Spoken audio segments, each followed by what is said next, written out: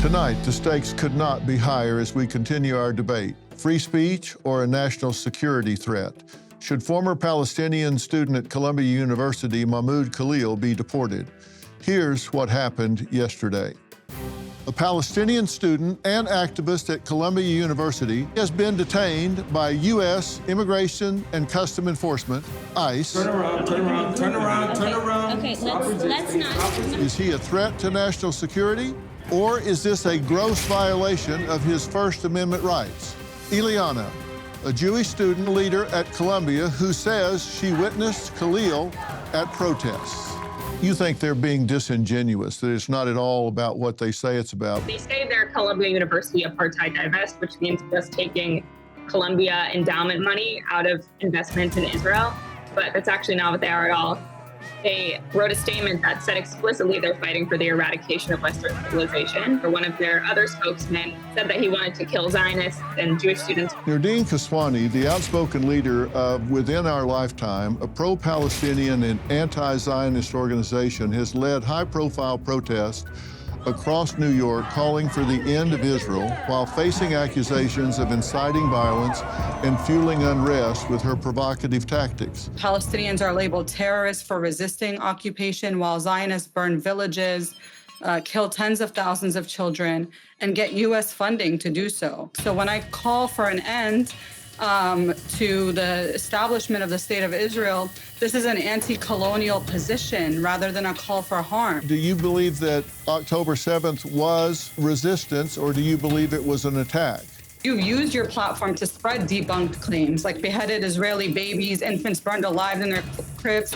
These falsehoods remain on your website, even after being disproved. But when there's actual Nardine, it hasn't been disproved. I have seen the footage myself. I have been in the kibbutz. You will not condemn October 7th. You will not say October 7th was an atrocity. We continue our conversation from last night with voices from both sides of the debate.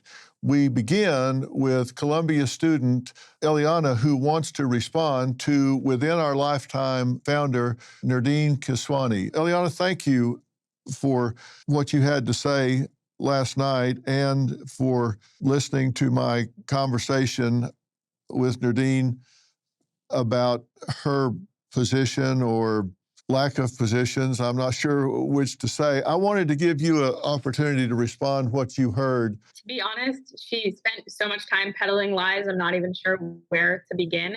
I can just say that the way Nardine spoke about her position, I think the way she constantly answered every question with a question and whataboutism, that itself should kind of speak enough to the veracity of her case that she's making. And it's her organization that she's in charge of Within Our Lifetime that has assaulted my friends and me on school property and outside of school property at Columbia. They have screamed at us to go back to Poland. Nardine herself has said she doesn't think any Zionist should be in New York City, so that means I shouldn't be allowed to exist, or neither should the majority of Jews be allowed to exist either. And yeah, most of what she said were just complete misunderstandings of history or just straight up lies about the conflict. So I could respond to any points, and I'm not even sure the best place to be, what that would be. I confronted her with the facts. She didn't seem to know much about details until it was convenient for her to talk about details. She says Israel is an apartheid state until I give her a list of 10 facts that prove it's anything but an apartheid state. And I just don't think anybody's really confronted her with facts before and made her listen to it. And I don't think she liked that very much at all. But it is what it is. You can't change the facts, and at least she's heard them once. So, I mean, she didn't get a chance to talk over what I had to say. So doesn't mean she listened, doesn't mean it changed anything, but at least it's been said. And she can't say she didn't have an opportunity to say what she had to say. There's just absolutely no basis in fact for her positions. And she refuses to condemn October 7th. And she refuses to condemn Hamas. And so we have that on record, and she has to live with that. I want to add Attorney Brooke Goldstein, founder of the Lawfare Project, who is an advocate for Jewish civil rights. Brooke, thank you for joining us. I'll first give you a chance to respond to what transpired last night. Well, thank you, Dr. Phil, for having me on. I'm very grateful to be here. Frankly, it's been very painful and quite triggering to listen to someone like Nirdine Kiswani, who is an avowed pro-Hamas terror supporter. She is a October 7th denier. She espouses a type of hatred that has led to violence across this country. And then she uses the so-called Israeli-Palestinian conflict as some sort of affirmative defense for her pro-terror, pro-Hamas support. I actually found it a little bit laughable. She calls Hamas a political party. Hamas is a foreign designated terrorist group that's responsible for the slaughter of innocent civilians. She calls for some sort of democratic state to replace Israel, while number one, there's never been a democratic state in the entire Arab world. These are Islamist countries who impose Sharia law and who discriminate against non-Muslim civilians. And then at the same breath, she calls for the elimination of the Jewish state, which is a genocidal claim, and complains that the Palestinians are subjected to genocide, which you so accurately refuted. She claims that Israel denies medical care to Palestinian Arabs when Yahya Sinwar, the mastermind of October the 7th, the only reason why he was alive to carry out the October 7th attack is because he received life saving medical attention in an Israeli prison. Right now, by the way, breaking news, there are hundreds of Gazans who are protesting Hamas on the streets of Gaza, saying, Hamas, get out. You do not represent us. And it's unfortunate that Hamas has people who are allegedly acting as spokespeople for the same terrorist group that is using the Palestinian Muslims in Gaza as human shields and victimizing them. There are reports, for example, of Hamas gathering children, men, women, and children in hospitals and in buildings, using them as human shields. And on one occasion, it was filmed that the child was running away and Hamas shot the child dead. She's an October 7th denier, as I mentioned, but she's also been very open about her terrorism and her support of terrorism.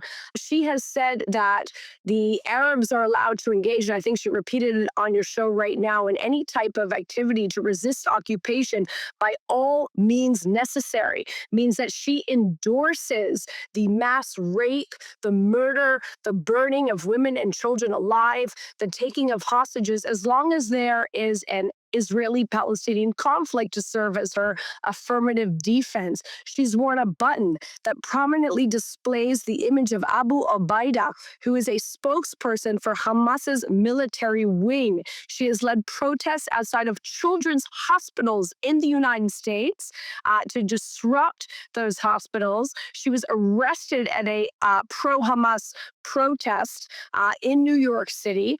She's featured in a webinar where she says we have to defeat the illegitimate Zionist settler state that has no right to exist. Abolishing Israel is the key to peace. At her rallies, many people have been beaten up.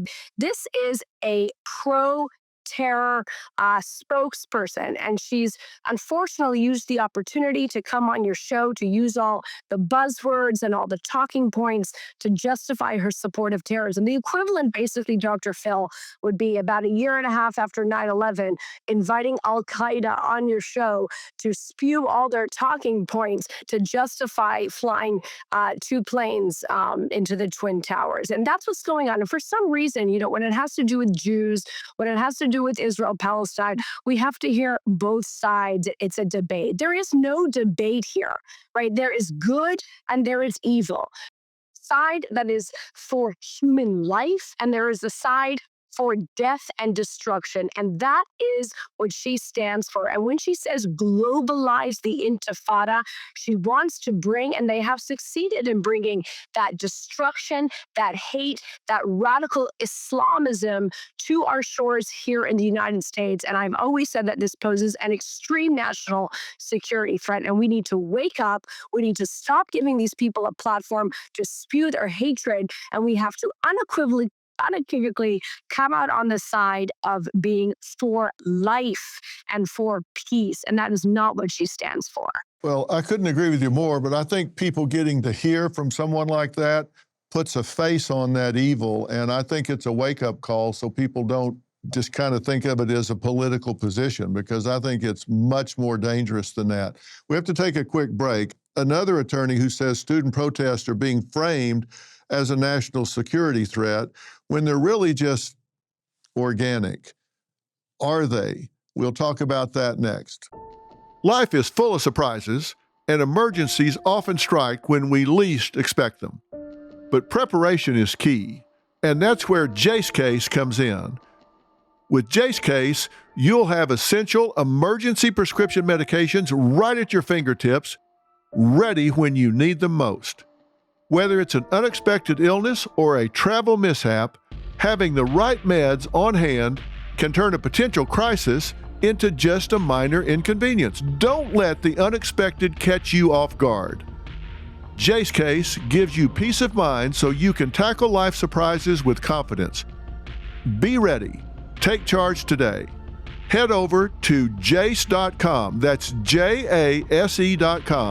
And when you check out, use the code PHIL, spelled PHIL, to get a discount on your order and to have the right meds on hand the moment you need them. Under the Immigration and Nationality Act, the Secretary of State has the right to revoke a green card or a visa for individuals who serve or are adversarial to the foreign policy and national security interests of the United States of America. And Mahmoud Khalil was an individual who was given the privilege of coming to this country to study at one of our nation's finest universities and colleges. And he took advantage of that opportunity, of that privilege, by siding with terrorists. We have a zero tolerance policy for siding with terrorists, period. America's largest Muslim civil rights group, the Council on American Islamic Relations, known as CAIR, is condemning Colombia for caving to what they call the Trump administration's Israel First agenda. Edward Ahmed Mitchell is the National Deputy Director of CAIR, who says they are also leading the fight to free detained activist Mahmoud Khalil. You say that these protests, these demonstrations, are just organic protest coming out of consciousness by students. Fair statement? First thing I want to note is that we are not representing Mahmoud Khalil in his immigration case. We represent him in a separate case involving Columbia University, which I'm happy to discuss as we get further into the program. In terms of the protests themselves, absolutely. As we all know, the October 7th attack happened back in 2023. And in response, the Israeli government said they were going to punish everyone in Gaza. They were going to cut off all food, fuel, water, electricity, because they were fighting, quote, human animals. That's what the Israeli defense minister said. And then they carried out that threat. And young people in America, because of social media, were able to every day see footage of young Palestinian kids and mothers being blown to pieces. And those protests were organic. They were led by the students. And these students decided to engage in peaceful protests and peaceful acts of civil disobedience, modeled after the protests that students did against the Vietnam War, against apartheid South Africa, against segregation. And that spread across the entire country. And Dr. Phil, these protests were very diverse. Most of them were led by a combination of Jewish, Palestinian, and Black students and others. At Columbia, for example, they had Passover events every Friday night at the Columbia encampment. So these were diverse protests, and the demand was very simple. Stop the genocide in Gaza, stop the war crimes against Palestinians, and disentangle any university financing from the Israeli government. Now, Dr. Phil, were there some protesters who said crazy things? Yes. Were there some incidents of vandalism? Yes. No question about that. But ACLED, which is an organization that studies conflict and monitors around the world, said 97% of the protests that occurred were peaceful. And that's a really important fact. We always hone in on the vandalism that occurs and the behavior that's bad that occurs. The overwhelming majority of these protests were peaceful and were diverse and were focused on stopping the genocide in Gaza.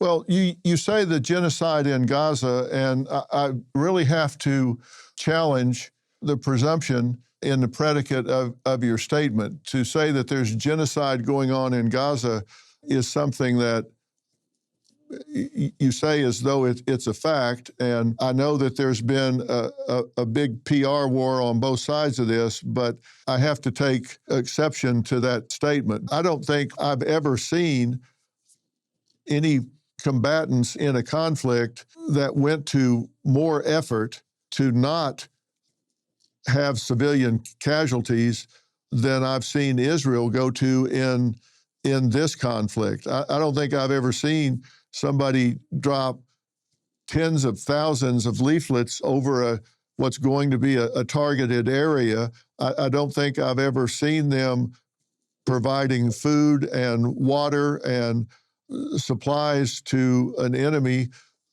that they're having to deal with. And I don't know what they could do when Hamas does what they did, which was an absolute attack on primarily civilians, and then go back and hide among the people, the civilians, where they have weapons stores under hospitals and schools and things like that.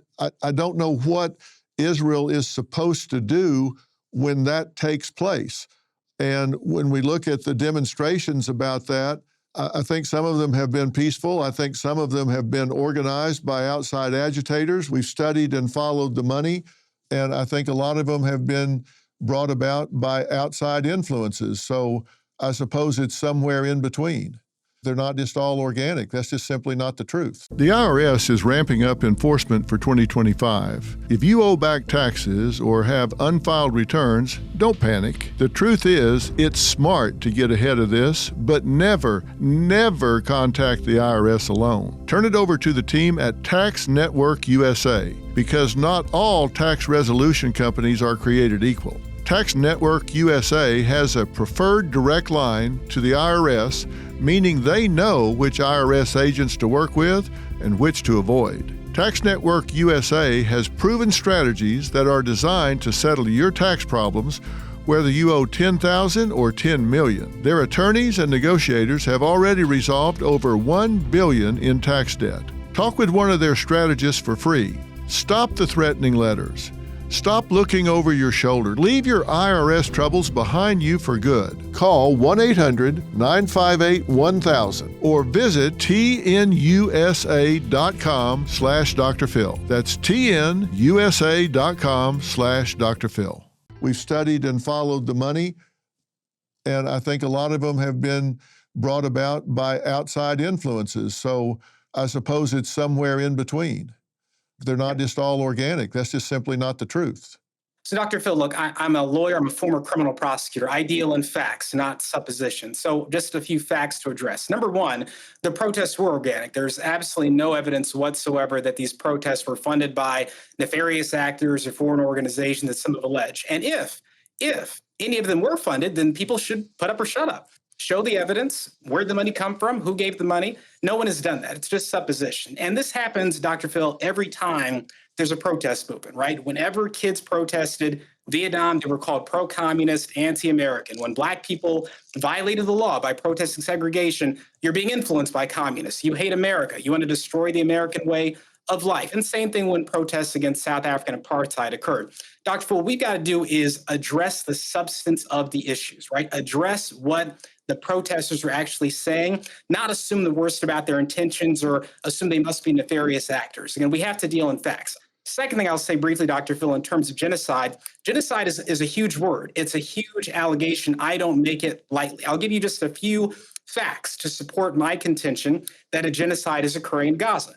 First and foremost, the International Court of Justice, which is the premier institution that addresses human rights violations around the world, has said that the allegations leveled against the Israeli government do meet the definition of genocide. Now, that case is still unfolding and going on, but they've acknowledged that. Numerous human rights groups have said that what's happening at the very least is ethnic cleansing. That includes Israeli human rights groups, not just Amnesty International, Human Rights Watch, but Israeli human rights groups. But beyond that, Dr. Phil, I just want you to consider what Israeli leaders have themselves said. After October 7th, the Israeli defense minister said on TV, We are cutting off all food, all fuel, all water, all electricity to everyone in Gaza because we are fighting, and he said, quote, human animals. That was a description of the Palestinian people. And he went on to do that. They blockaded everything. Nothing got into the Palestinian people. And on top of that, the Israeli Prime Minister, Mr. Netanyahu, told Israeli soldiers, as you're going into Gaza, think about what Amalek did to you. Now, Dr. Phil, you're a Christian, I'm a Muslim, but we're both familiar with the Bible. There's a story in the Bible about the kingdom of Amalek attacking the Israelis, the children of Israel, and God then telling the Israelis, supposedly, to go into Amalek and kill every man, woman, child, infant, and ox in response. And the Prime Minister of Israel quoted this story to Israeli soldiers. And then those soldiers went and carried out what he said, Dr. Phil. You can look at the footage. The Israeli government has not been shooting at Hamas fighters and accidentally killing civilians. They have blown up empty mosques. They have blown up hospitals. They've blown up refugee camps with nothing but civilians there.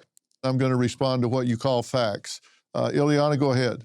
Well, I was also going to respond to the so-called facts, but I'll talk about the Jewish tokenization first. He just mentioned about the Jewish presence in these protests. That is Jewish in name only, right? He said that they had Passover events every Friday night.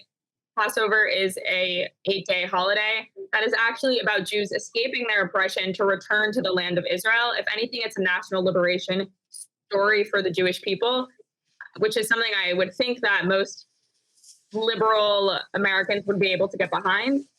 And essentially, the Jews were used to tokenize the encampment and say that it wasn't actually anti-Semitic. But the reality is that these people were chanting, we don't want two states, we want all of it, right? If we want to talk about facts, the facts are that there were Jews who were chanting globalize the Intifada, and there were Jews, and a small percentage of them, but they were chanting death to the Zionist state, which is in no way, peaceful protest. And these are things that the entire protest were chanting together. If you look at what Jewish students at Columbia have actually written, last May, we wrote an open letter called In Our Name, which over 800 active Jewish students signed, which talked about our Zionist commitments. And just because we're not all speaking up loudly and publicly condemning the encampment and the violent protests happening on campus, that's just because we want to go to class. It's not because we're not here. The reality is most Jews on campus absolutely detest the protests and what the protests have been saying, and we just want to go to class. Thank you for that. I'm glad to hear you speak up about that because you're there. You're living it and dealing with it every day and trying to get to class. And these are not just peaceful protests, but there is intimidation taking place, and there has been violence within a lot of these. I've been on campuses and I've talked to some of these demonstrators, and they're very clear about what their goal and intent is, and it's anything but peaceful. Now, that doesn't mean that there aren't others there that are peaceful protesters. I 100% agree with that. I'm not trying to color the whole group with those that I've talked to. We have to take a quick break, and then I want to come back and respond to some of the comments that Edward had to make. We'll be right back. If you're a business owner, listen up now. You will not want to miss this. Outdated systems are costing you time, money, and opportunity.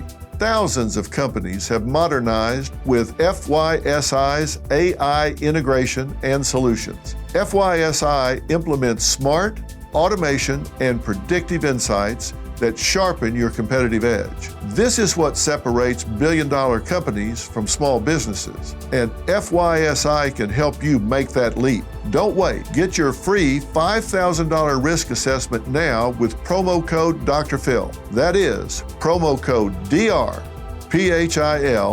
at fysi.com/Dr. Phil or call 800-877-4000 today. That's code Dr. Phil. Visit fysi.com/Dr. Phil or call 800-877-4000 for your free $5,000 risk assessment.